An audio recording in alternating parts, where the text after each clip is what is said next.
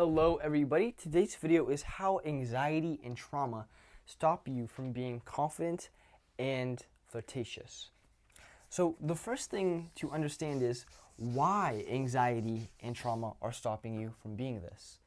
To be able to be a person who is able to flirt, to be a person who is able to be confident, who is confident, there are one thing at the base of this, at the core, and that is self-esteem. Self-esteem is basically how valuable you perceive yourself. And if you don't perceive yourself valuable at all, well then when it comes to flirting with a person that you like, you're not going to be able to do that because you don't see yourself as valuable. And your mind's going to say, oh, I have nothing to offer to this person. Why even bother? I have nothing to offer to this person. No, this is not going to work out. Confidence in yourself. Well, I'm worth nothing. Why the fuck would I be confident? And when you speak, when you go to communicate yourself to the world, to other people, this self-esteem is going to show. It's going to show. And it's going to show through your body language. It's going to show through your tonality. It's going to show through the way that your eyes look at other people. It's gonna show through the way that you move your body, the way that you sound, all these nuances, the way that you frame things, the way that you talk about yourself and others. All of that is going to be shown through your body language. And if you have a high self-esteem, the body language is going to be confident. The words you're going to say are going to be confident. The things that you think are going to be positive. And if it's low, it's going to be all negative. And so the reason that your self-esteem is so low, and you may have such an anxiety talking to other people, is because of trauma. Now, the trauma affecting your self-esteem can be things like c-pstd, C-P-S-D. So PTSD is post-traumatic stress disorder, but c-pstd is complex post-traumatic stress disorder.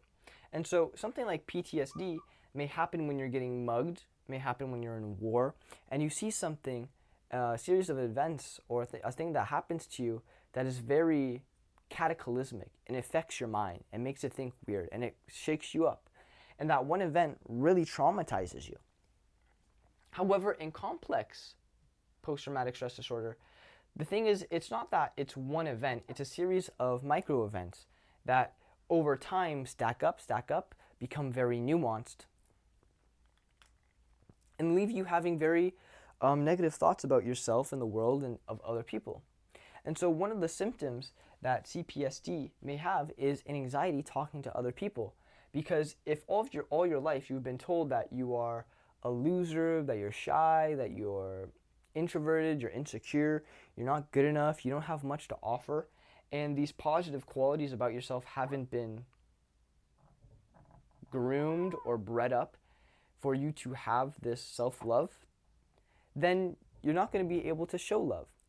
You're not going to be able to, when you're talking to another person, be able to relax. You're always going to be thinking, what does this person think of me? Oh my God, is this person going to like me? I hope they like me. If they don't like me, I'm useless. I base all my value on other people liking me. And all of this is coming from this traumatic past. It's either because you were never good enough. Everything you did just wasn't good enough. You would make mistakes, and because of that you would get punished for being a human being, because all humans make mistakes. And you think, oh, I gotta be perfect, I have to say the perfect thing. If not, don't say anything. There's no point. And you just have such a low self-esteem. It's the biggest thing that I've seen people with low self-esteem is like, I don't know what to say, I don't know what the perfect thing is to do, I don't know what. And that's not the point. A person with high self-esteem, a person who knows how to talk to other people, is going to be like, oh, it doesn't matter what I say, it's just going up and saying it and just like being relaxed and calm. There's no perfect thing. It's not like this person's any different and I have to say something insane to be able to conversate with them. It's just I think so low about myself.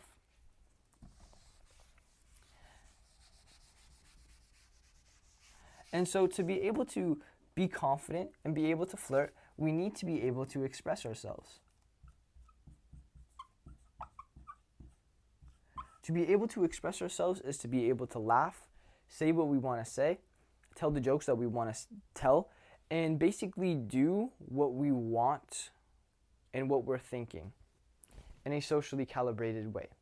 Meaning, if we want to yell as loud as we can, we should have the confidence to express that. But is it socially calibrated? No. There's times where it can be socially calibrated. Say someone's fucking taking your purse and you yell at the top of your lungs. That's being confident. I guarantee you that 2 years ago, when I wasn't as confident as I am today, if someone was mugging me or something, I wouldn't even have the confidence to stand up for myself or scream or make noise, because I would be like, oh, I deserve to be mugged. I don't deserve help. I deserve whatever's about to happen to me. And that is just not a healthy mindset of living your life, right? And so we need to be able to express ourselves. And let me try to draw a picture, okay? So this is you, and you're happy. But what happens, and you want to do stuff, you want to say the things you want to say, you want to express yourself the way you want to say.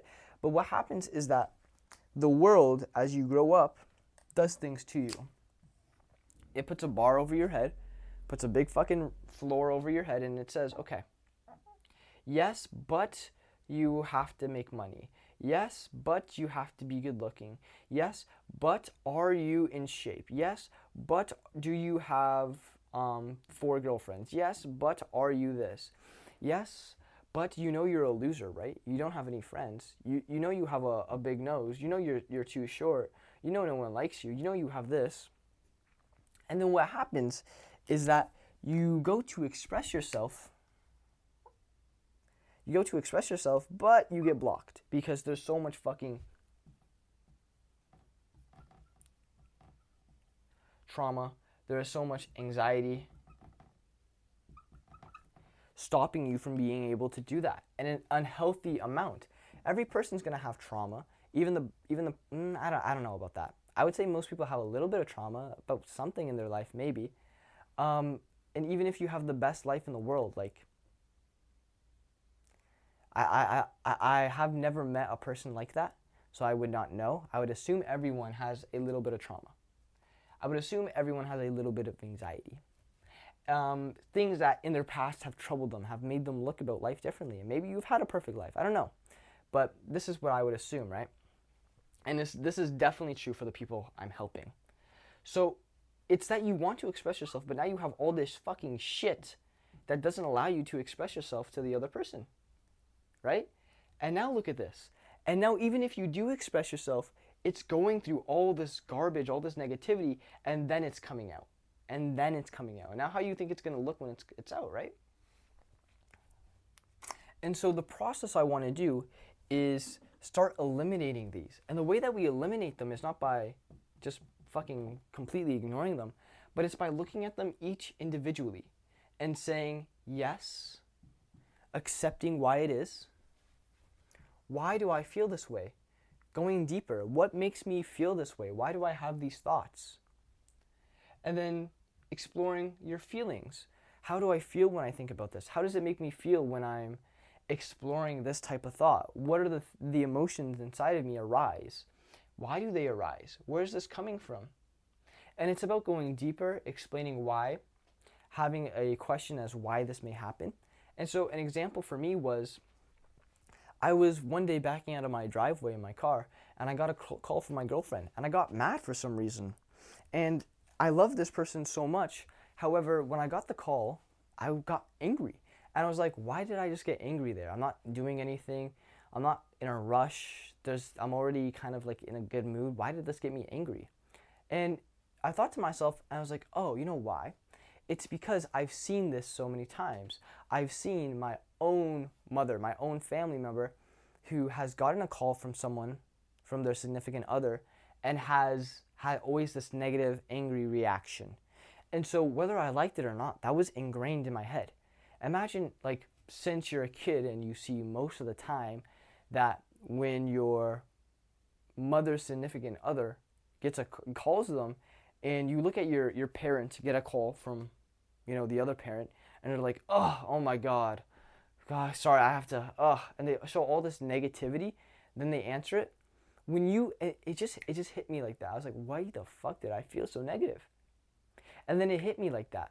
It hit me as like, oh, that's why. Because I've seen it so much. It's just ingrained into me. And it's not how I felt at all. That wasn't my true emotions. I wasn't angry at all. What I did was accept how I felt, say, why did I feel that way? Why am I feeling the way I feel from this? And why is that happening? And I went in depth and I came up to that answer. And I said, I came to a conclusion. Is that how I want to operate from now on?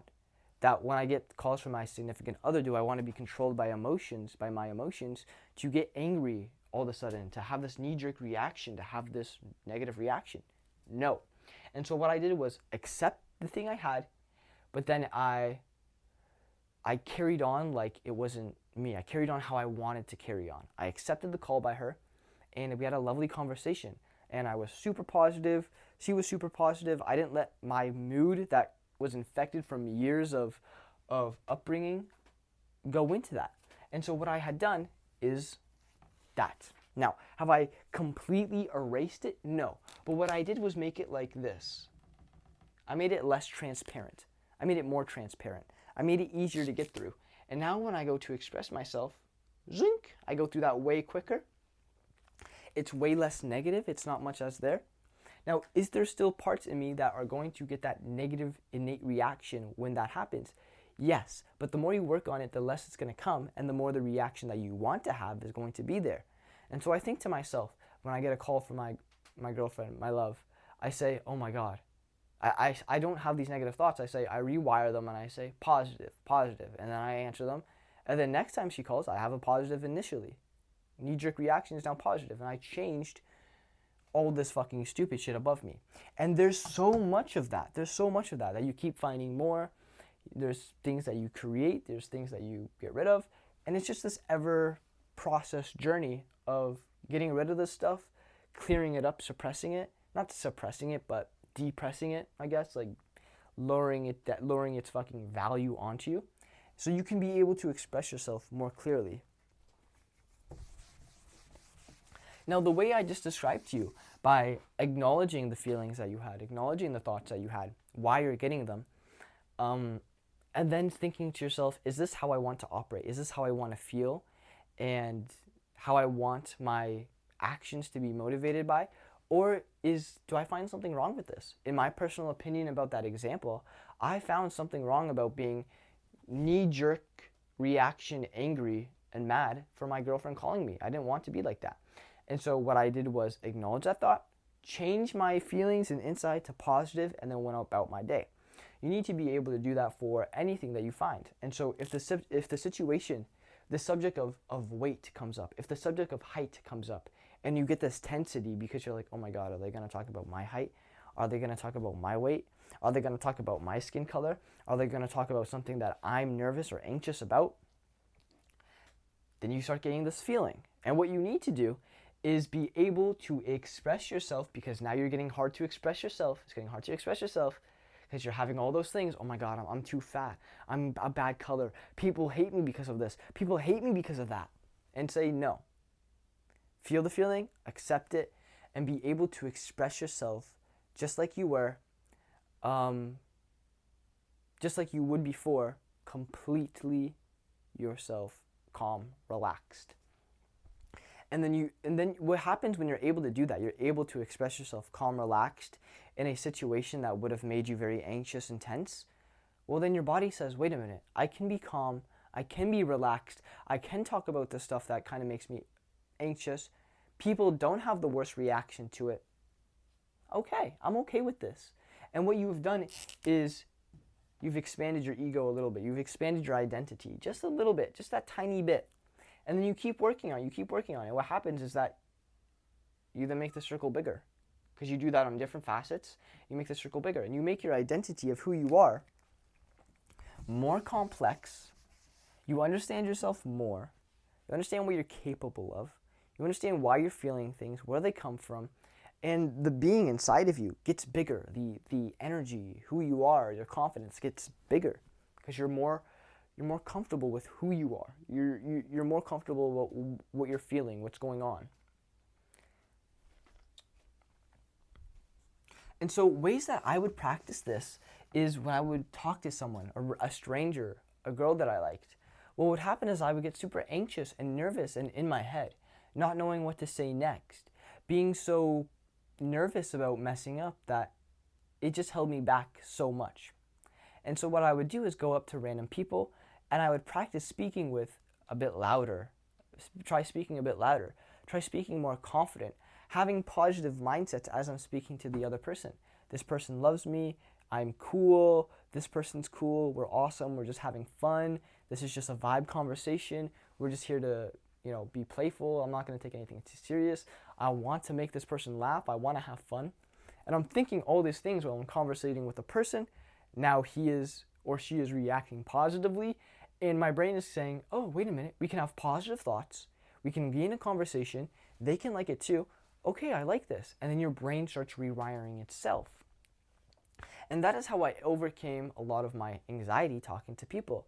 That's how I overcame a lot of my trauma talking to a lot of other people. I still do have the trauma, the scars, the memories that do still hurt me inside, but I'm able to cope with it. I'm able to manage it. It's not like you can get rid of a traumatic event forever. That's just not how it is. It's a scar. It is an emotional scar.